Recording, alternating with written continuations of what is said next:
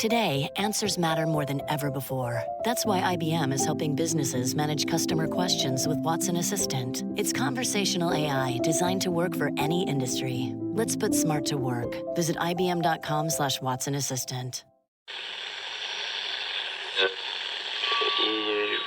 Empire.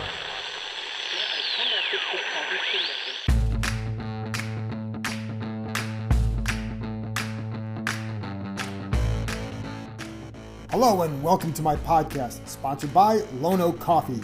Visit loneoakcoffee.com, use promo code COFFEE2020 for a discount. Think holiday gifts, folks, and you don't have to worry about the size being wrong unless they wanted the 5-pound bag. Today, I have former NFL General Manager Randy Mueller on to discuss the rebuilding process, coaches as GMs, and the Dwayne Haskins situation, what he thinks from afar. And then I answer your Therapy Thursday questions. Got through a few of them today. Yes, on Dwayne Haskins, but also the linebackers, Chase Young draft do-over, and more.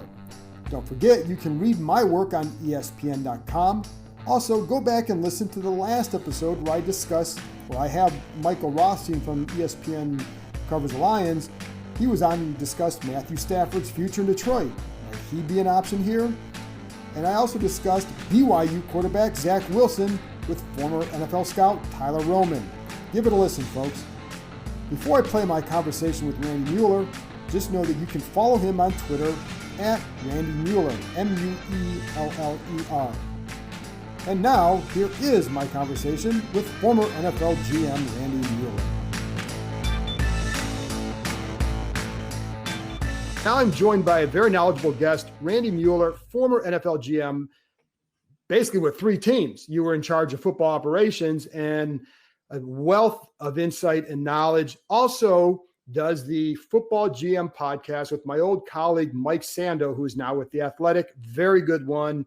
Again, good insight. And I think it's something that people should listen to. So Randy, I want to bring you on to talk about the Washington football team. And you know what it's like to go, you have a first-year coach and you're trying to build something here. What are the things that, fans are going to look at record? We're all going to look at record and judge that. What are the things that you would look at to say this is the foundation being laid? Well, that's a $10 million question, John. There's a lot of angles to take a look at, that's for sure. I think with most coaches in their first year, and you said it, you really can't go on the record, right? I think the record is really out the window in this case. You do have to consider the level of talent that he's dealing with. And you do have to consider, in my opinion, more than anything, the leadership that they're getting from the top. I think it's a hard job for 2 people when you have a GM and when you have a head coach. And in the Redskins case, it's really just all on Ron. He doesn't have that equal per se to bounce things off of. So that makes it harder. Obviously, he is a leader of men. He's a guy that the message is clear to what his players are getting. I think in this day and age, players want to be coached. They want to be given a consistent message. I think they'll get that from Ron. The consistency by which he's delivering game plans and selling it to them during the week, and then being able to make a difference on Sundays. Those are the big things that kind of set the tone for building a franchise. And the players have to know they're being directed in the right way, whether it's year 1, year 2, or year 10. And hopefully Ron's doing that in his first half a season with the Redskins, or I guess the Washington football team, my bad. Can you tell from afar if a team is getting that? Can you watch a game and say, I see this, or is it too hard to do that?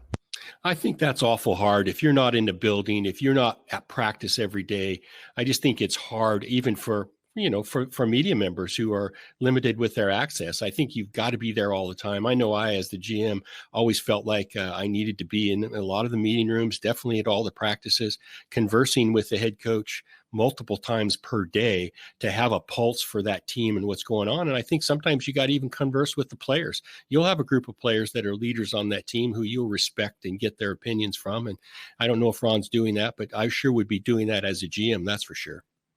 Do you like the coach as GM role? I don't think that history shows that it's an effective model. And again, that's nothing to say negative about Ron or what he's doing. I just think it's a giant job. And I only equate it to when I was the GM, if the owner had come to me and said, "Hey, do you want to coach the team too?" I mean, I would have laughed. There's just not enough, there's not enough time. There's not enough daylight. There's not enough mind matter to operate, in that kind of a vacuum. I know as GM, my angle was something completely different in most cases than the coach. And it was a 24/7 angle. I was looking at longer range plans all the time and altering our roster and figuring out ways to get better long-term, but at the same time, alter it short-term. Ron has got to coach the team. I think that's a hard task when you have all that on your plate. And you can say he has Kyle or the personnel department. I understand that, but it's not the same as having an equal that you can bounce things off of. I often go back to Bill Parcells told me when I was a young kid. He said, I always had Dick Haley in my ear, and Dick was the personnel guy, a long respected guy with the Steelers and then later with the Jets. And he said, we could say anything to anybody. We could bounce things off each other. Two heads are better than one. I always think that approach is the best. What are some of the little things that develop during a season that you say, this is where you really need somebody in that role, or it's why it's hard for a coach alone to do that? Well, I think a coach I can't think of a variation where this wouldn't be the case, should be all in coaching the team. In other words, managing your team and doing just the things that I mentioned before, being involved in the game plan, selling the game plan, being fully immersed in how to win the game on Sunday. I think that's where their majority, actually 100% of their time should be spent.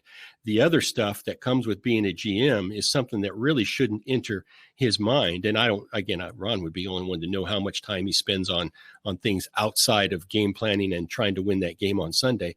I just think there's a lot of different things that have to be attributed to the organization that the head coach should not be worried about. And I think it puts him in a hard spot going forward to kind of manage all those fires at one time by one person. That's hard. And I would think too, like in any role, it takes time to grow into the role you have, and you have to surround yourself with people that you trust in order to make that work, I would assume. Is that, you agree with that, or what do you think? No, I totally agree with that. And I was in that role in Miami. Nick Saban was the head coach. And even though I had the general manager's title, Nick had all the authority to do whatever he wanted, but he did allow me to do my job. And we conversed daily, many times on many things. And again, we had a good relationship in that we could say anything to each other at any time. You may come out with a little sore backside in dealing with personalities, but at the same time, it made our team better. And you have to have total trust in that person, because you're going to have some disagreements. It's going to make for some awkward discussions sometime. But when the door gets shut and you go back to your corner, so to speak, you have to trust that the best things for the organization are what's being discussed, and you have that in mind when you're making decisions. And one of those decisions has been the future of Dwayne Haskins here, or just how they've handled him. Did you get a chance to watch him much when he played? I did. I watched a lot of tape because the decision itself kind of made me raise my eyebrows. So I definitely did. But go ahead. And what did you think? Well, I thought the game that he ended up being his last game, I didn't think he was bad. I thought he had improved over the week before. Now, the week prior to the week he got benched for, I thought he was bad. And I understand why Ron put him on notice. But I do think, again, when you're in a coach-centric type structure, winning games week to week, I understood what he was doing. Now, I don't know the back half of this decision is going to play out, especially now with the injury to Kyle Allen. It's a matter of does Haskins get his job back if we're out of the playoff hunt for those last 4 or 5 games? I think it's imperative that they find out what they have with him. And I read some comments that Ron said about how he can now sit back and actually learn how to prepare week in and week out. That's great. But at some point, he's going to have to produce on the field. And if you get to the end of the season and you don't have the questions answered for your quarterback going forward, I think you're doing your organization a disservice. Now, if he's already made up his mind and has his, the decision made, I understand. But you definitely got to find out at some point before the season is over what we have going forward if you want to do what's best for the organization. Now, some of the stuff too, Randy, that has trickled out and the stuff that you hear is about that preparation. Yep. does that send red flags to you if you hear a coach talking about that with him, or how did you process that? Oh, definitely. Yeah, definitely. It's a red flag. And I think some of that stuff, John, was even said at Ohio State. You'd had to really dig deep to get it. But as a longtime scout and personnel guy, I know we find ways to get that information. So that information was out there. And that's not to say that Dwayne can't be a better professional, can't punch the clock with a little more consistency. That's all part of it without a doubt. And there's nobody better to learn it from than Alex Smith. So we'll see if any of that, if he takes heed to it. But it's definitely a red flag that has to be considered when you're talking about, and again, it would be a year from now having to decide if you want to exercise your 5th-year option on a guy like that. And I think that's the other thing I was curious about too, because never having been in that position, and we were all 23 at one point, and you know that you develop and grow in any profession. Is that something that a quarterback can grow into, taking that kind of like doing the things that they want to see him doing? Is that, in your experience, can guys grow into that, or is it one of those things where you have it or you don't? Yeah, I think that's a hard one. Obviously, we can all develop better work habits. We can develop better focus. We can get better at our jobs without a doubt. But I think sometimes we are what we are as well. And I don't know the kid personally, so I don't know really what makes him tick. Obviously, that will be on Ron and his staff to sort out. But yeah, that's something only the guys on the inside, I believe, will know. And again, that comes with, like I mentioned, looking in people's eyes day after day after day and just seeing what makes them tick. When you would look for quarterbacks, what were some of the traits and qualities that you would, because we're anybody, I can turn on the film and say, oh, this guy's got a great arm. What were the qualities that you would look for? Well, I know the one thing, and let's just take for granted that he can make all the physical throws, and physically he has the tools you're looking for. It's really all about that. It's about how does he prepare and how does he process? And is he capable of processing everything we're going to ask him to do?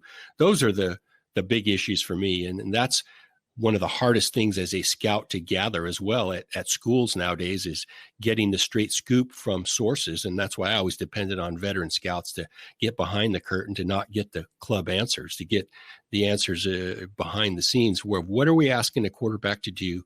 And is he able to process all the information? Because it's no secret that at the NFL level, these guys have to process a ton of information. So their football IQ has to be off the charts. And so one, they have to be willing to put in the time to get it. And two, they have to be able to process the information. Otherwise, it's going to be a struggle to succeed at this level. And to make it clear, like, I don't know where Dwayne's career is going to go. I'm not saying can or can't, but I do like talking to people like yourself who have been through that experience to see, does this something a guy can pick up? I mean, do you remember any guys in your past where you say, the guy started out here, but then he learned this because he went through, listen, this is a tough situation for Dwayne Haskins. So if you learn, then maybe this could become a good thing for him, having been sat down. And again, not being in the building, it's tough for us to say, but I would have a little bit of a question as to, and again, I'm not saying this is right or wrong, or I have the answer to it, but I'd want to know how he has taken the demotion, how he's taken it, and what has changed the last 5 weeks or however long it's been. I want to know from him how he feels about what's going on. I think there's an air of accountability that the best quarterbacks that I've ever been around have as well. They're willing to say, my bad, I played bad, I didn't have a good week of preparation, blah, blah, blah. So that comes with maturity. I think you can definitely mature. So that means you should be able to get better at some of these other things we're talking about. And that's the thing, is sometimes you wonder too, if a guy hasn't gone through a certain level of adversity, and this is maybe the first true time where you've gone through that. And that's when you start to learn more about yourself, I would assume, right? No doubt, 100% right. And I think that's probably part of the process for most in settling into that seat as, really, let's face it, the face of not only your franchise, but of your city. It's a big job. It's not for everybody. No, it's not. And that's why they get paid a lot of money and they get scrutinized to death. We all know that, especially in this town. Last thing I want to ask you about, Randy, the NFC East. What do you make of this division, and who do you like to emerge from this mess? Yeah, well, I think you called it right. It's definitely a mess. That's for sure. Again, the records, you almost got to set them aside because one of them's going, regardless of their record. So, obviously, Washington kind of found their kryptonite in that they can't beat the Giants. We've learned that. And I don't think that's a good thing going forward, but I think everybody's expecting Philadelphia at some point to step up and get some guys healthy and be able to make enough plays. So I think at some point the real Carson Wentz is going to step up. I do. Again, I'm not saying I like the Eagles and where they're at right now, but I do think they have the best chance moving forward. I just don't see Dallas doing it. And I think we've solved the fact that the Giants can't beat anybody but Washington. So if I had to make a pick right now, obviously I'd go with the Eagles, as I think most people are. So I'm not going out on a limb. I apologize. I meant to ask you one other thing too. You said you watched Dwayne. What are some of the other impressions maybe in general about what you've seen from Washington, and just things that you say this is a good building block, or things you say they got to get really better over here?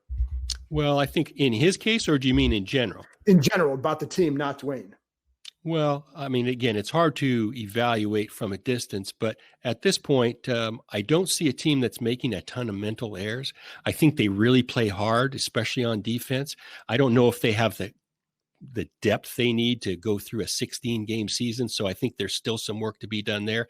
But, I felt bad the first Giants game when Ron went for the 2-point conversion. I felt like they're a better team, but that didn't allow them to show it in overtime. So I felt bad for the team in that regard, that they didn't get a chance to win that game in overtime, and I thought they would. So, hey, anytime you're starting with a new crew, new coaching staff, new structure front office-wise, it takes some time. And I don't see any cracks or crumbles. I just think it's a part of the process to kind of level things out over the long haul, and I think they're doing a good job of that. Yeah, I think it's going to be a long process. Randy, I appreciate your time again. For people listening, the Football GM podcast with Randy Mueller and my old pal Mike Sando. So thanks for coming on, Randy. Anytime, John. After this break, it's time for Therapy Thursday. Would I draft Chase Young at number 2, knowing what we know now? Well... Hi, and welcome to your Internet Minute from AT&T Fiber, where we demystify your internet connection. Let's talk download versus upload speeds. Most internet plans focus on download. Download speeds bring content in. Think streaming, scrolling, listening to this podcast. Upload speed sends content out.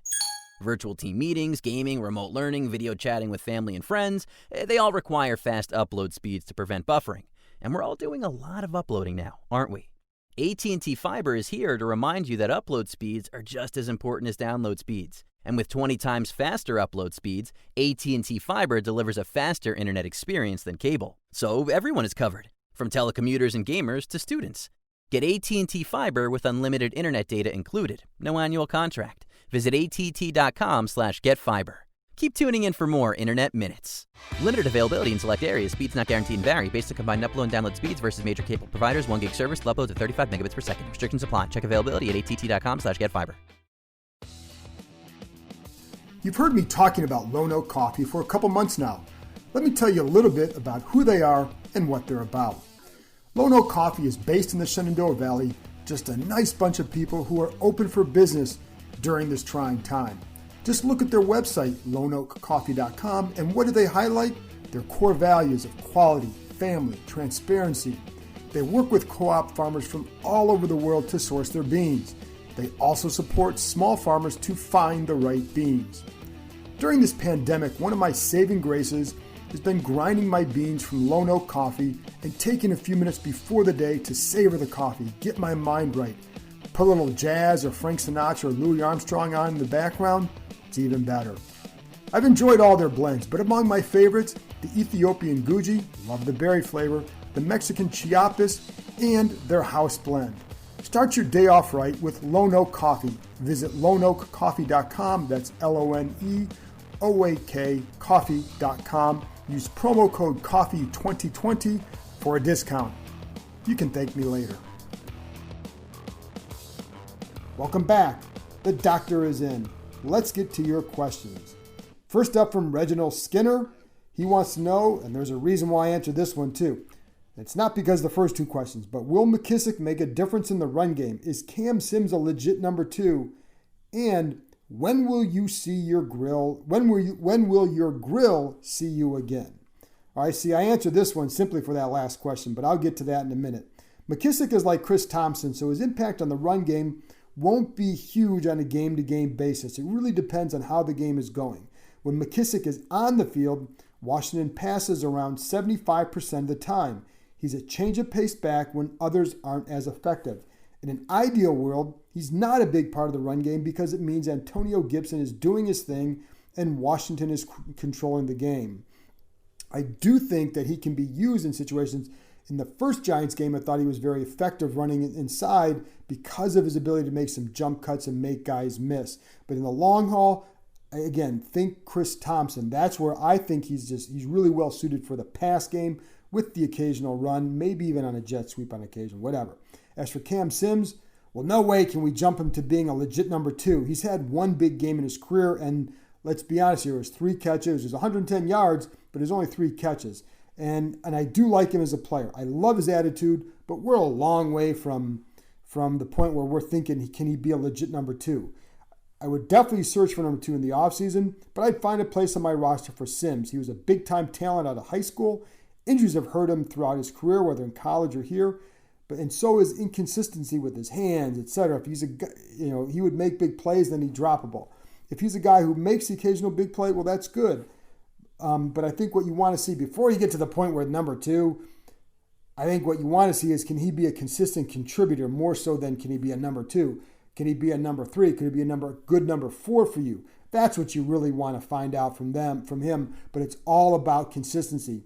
A lot of guys have had one big game in their career. Some guys have had a good season in their career, and then you don't hear from them again. So it's, again, all about consistency. Again, what I like about Cam Sims, and we were talking to him on Zoom on Wednesday, and he's a guy who likes to listen. He talked about how much he had learned from watching a guy and talking to a guy like Alex Smith. Smith will give him some pointers on various things. Sometimes it's just about how a DB is playing him or how to run a certain route, but he does soak that stuff in. So that's all good.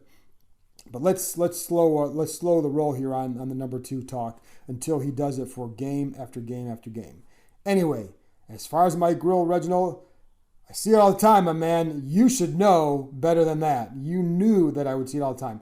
Now, the smoker can be tough during the season, but because we're not traveling as much or not traveling at all, I've been able to use it every so often. The grill, a couple times a week, hopefully. It is harder to spend the time doing that during the season, but I do get there on the weekends without a doubt. And again with the smoker, smoked some ribs a few weeks back, hoping to do a brisket real soon. All right, now, chicken foot spaghetti. And you got to answer, if a guy's got to handle his chicken foot spaghetti, you got to answer one of his 5 questions.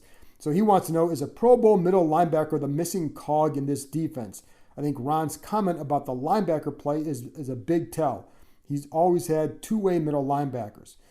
All right, well, I've mentioned on here before that linebacker will be an offseason priority. They have known for a while that they have to improve there. That hasn't been a secret. Again, I've mentioned on this podcast. Cole Holcomb can help if he progresses, but I think they'll be looking to find another one, no doubt. Any defense would like a Pro Bowl middle linebacker. Washington just needs one that they can count on. There are a lot of times that D tackles are being doubled, and yet the linebacker somehow isn't free to make a play. Sometimes you see a guy, I've seen this, where one of the inside linebackers, whether it's Bostic or Kevin Pierre-Louis, they're running right into the double team. And it makes you wonder, like, you basically made it really easy for them to block 2 guys and not even have to get off the double team. It's kind of amazing sometimes, to be honest. I think sometimes you see some plays where it's a lot better, but I don't think that they've been very good on the whole. And I think this team clearly knows it. Ron Rivera has been pretty direct. This is a guy, keep in mind, that you have a defensive coordinator who's a former linebacker and a head coach is a former linebacker. So yeah, they're graded more harshly, and I think they'll be looking for someone. And I was asked about Thomas Davis by another person on Twitter, and no, I don't think he's the answer for them. They need somebody who can be a young stud playing behind this front, and we'll see if they can get that guy in the draft or in the offseason. But yes, I think they do need that, and that's a missing part of this defense. Edris at Captain PH Algeria, I think that's what it is. Do you think it's the best move for the franchise to continue to start Alex Smith over Haskins? We all know Smith is not in our long-term plan, so why not use this time to develop a sophomore with potential high ceiling? Thank you, and thank you for saying thank you. I appreciate the question. I've given this point before, but I think some still are a little bit confused over this situation. And I think it's really becoming quite clear. And no, I don't think it would be best to just to start him now. And I'm going to explain why. There's an assumption that just playing is how you develop. Yes, of course it is. If you're doing all the right things away from the field, or if you're not only doing those things, but then bringing that to the field. In other words, it's not just about the turnovers for the coaches. It was about the wrong protection calls, sending running backs in motion the wrong way, not always calling the right play or going through progressions incorrectly, like in reverse. That is not how you develop. That is just rewarding bad habits. Now, if he starts to show he's doing those things right, taking what he's learning and then studying a lot more than he was, then absolutely put him back on the field. But when you're developing a team, you're responsible for all. And I'm telling you, they will play Steven Montez before Haskins if they don't see what they want. Now, I think it would get to a certain point with that, but I do think that would happen. If they do, it's as much about trying to shock Haskins into changing his ways or improving his ways to the level that they want. It's a tough love sort of thing. And I've heard over the years, a lot of fans will say, I want them to be tough. I want these guys to earn something. They're making Haskins earn it. And when you have options, then you make guys earn it. And if I know other guys will say, why don't they bench so-and-so? Well, they have benched other players. You can't bench everybody. You have to have an option. And if Haskins had been showing what they wanted away from the field, I don't think he'd have been benched, because I think they would have said, well, he's at least doing this. Eventually it will pay off. That's been the problem. And that should tell you all you need to know about their thinking. If you want to develop a roster and you don't think a player is living up to those standards and you're in the first year of a regime, you do not owe it to anyone to play a guy. Also, he'll never get to where you want if that's what's going on. And I say never. But this is all part of the developmental process. Again, if Haskins learns from this and then goes and does what they want and then takes it to the field, then that's going to benefit him and the organization. And if not, they can move on. They did not draft him. They're not wedded to him. The hard part here is that we've seen Haskins do the work in the offseason. I've detailed it myself, and I don't doubt that it was all real. There's a reason he's in the NFL, but I also know what I've heard during each of the last 2 seasons. Coaches can see how much work a guy is doing based on how often they log into their iPads. That was an issue last year. They can tell if you're doing the work based on how you handle situations in meeting rooms. Those are fans always say, well, you only saw 4 games. They're with these guys every day for weeks on end. That's what they're seeing. Keep in mind, this is a coach in Ron Rivera who, what I was told a while ago, used to rewrite his playbooks every summer as a player in order to memorize them more. It deepened his understanding of the defense, and again, it led him to memorizing everything. I remember talking to him in the past about how many binders he'd keep from redrawing those plays, and it would be in more detail too. He had a quarterback in Cam Newton, Carolina, who worked the way Rivera loved. He's talked about that. He talked about that on Zoom on Wednesday. I've heard him talk about that a number of times. And again, I'm just telling you what I know. I'm not in those rooms. I'm not in the habit of trying to tear someone down for no reason, and that's not what I want to be doing. I'm relaying to you what I've been told by numerous people, but I know the people in charge feel a certain way. And ultimately, your job is to please your bosses. It's hard to imagine Smith factoring into the future, so you're right about that, thanks to his age and salary cap. The last 8 games will tell us everything, though, about his future. I do believe drafting a quarterback will be a priority based on what I've heard through the grapevine, or at least they'll be studying the hell out of them. The good thing for Haskins, he still has 8 weeks to change their mind. He's still under contract for the next couple of years.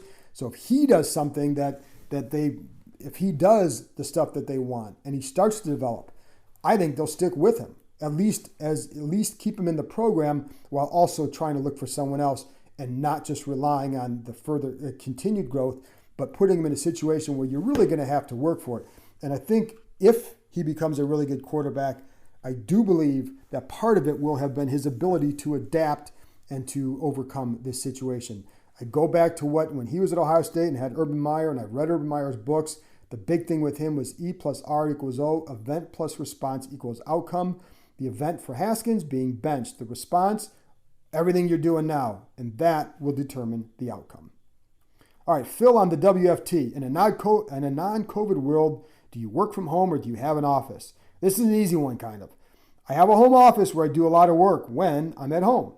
But during the week, in the before times, we'd be at Washington's practice facility on Monday, Wednesday, Thursday, and Friday.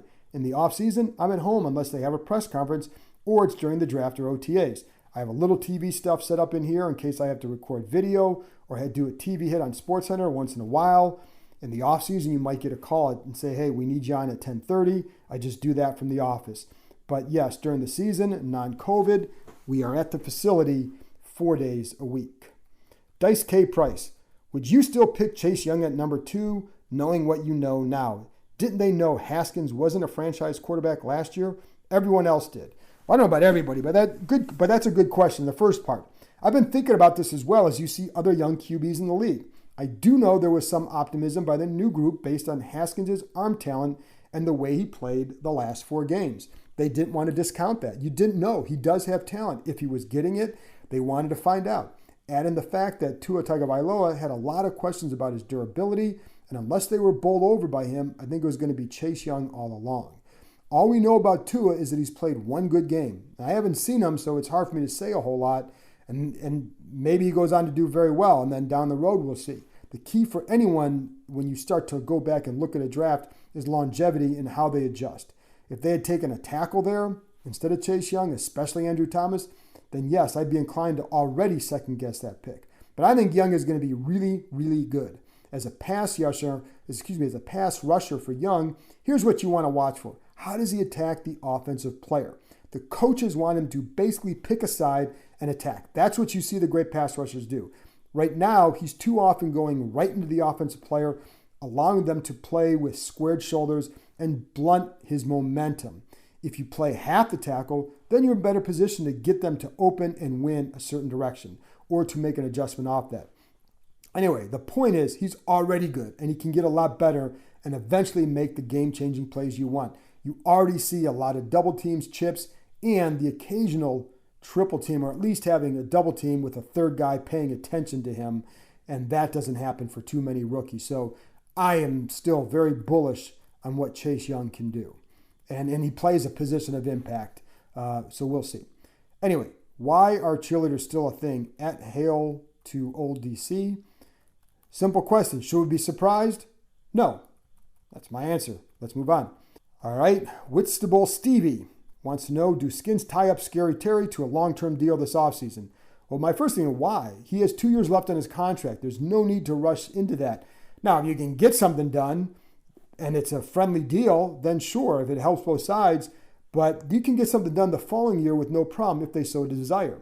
They have some other big-time players who are going to require big deals soon during this stretch. Jonathan Allen, Deron Payne, for example. If they want to keep both of them, of course.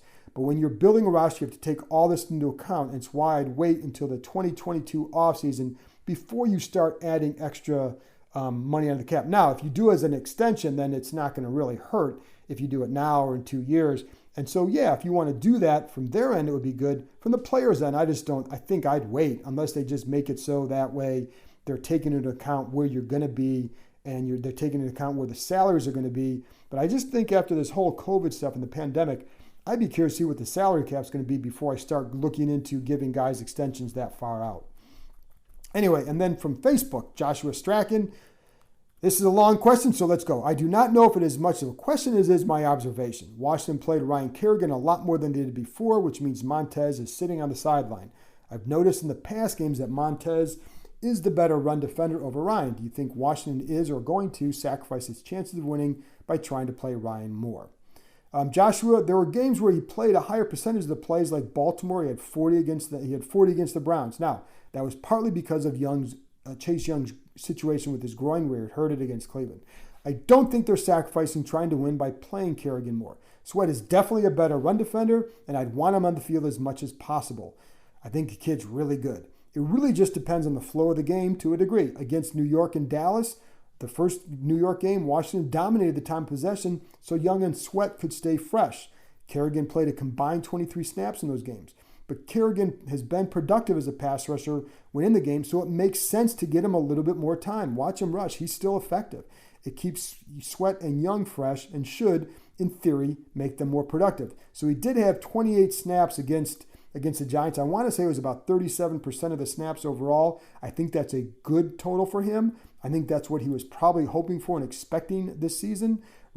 And I think that has led to some of the problems or some of the frustration for him. Rivera had also, a few weeks ago, Rivera had told Kerrigan that they would play him more. They do value him. The lack of snaps, though, was a major source of consternation. So I think this is a way to not just keep him happy, but find a way for this guy to contribute because, again, watch him rush. He can still rush the passer. Support for this podcast comes from WGU. Do you want a more skilled and effective workforce? Do you want to build loyalty and increase employee retention? A partnership with Western Governors University could be exactly what you need. Over 300 organizations nationwide already count on WGU for valuable education benefits that lead to better prepared and more capable workers. With more than 60 accredited bachelor's and master's programs to choose from, and shorter credential programs coming soon, WGU has long been a leader in making quality higher education more accessible. Flexible online learning is the key. Students can fit schooling around their existing schedules and even complete courses and degrees sooner than planned. WGU makes earning a respected degree possible with just a computer and an internet connection. Partner with WGU today to make a smart investment in your company's and employees' future. Learn more at wgu.edu/partnerships. That's wgu.edu/partnerships. Anyway, that's it for this episode. Thanks to Randy Mueller for joining me, and thank you for listening. I don't take your listening for granted, so I want to make sure I'm always doing good shows for you. Also, you can do the show a favor. Go on and rate it, and go and rate it on Apple, Spotify, or wherever you can rate it. And thanks to Lono Coffee for their continued sponsorship. Washington at Detroit on Sunday. Talk to you after the game.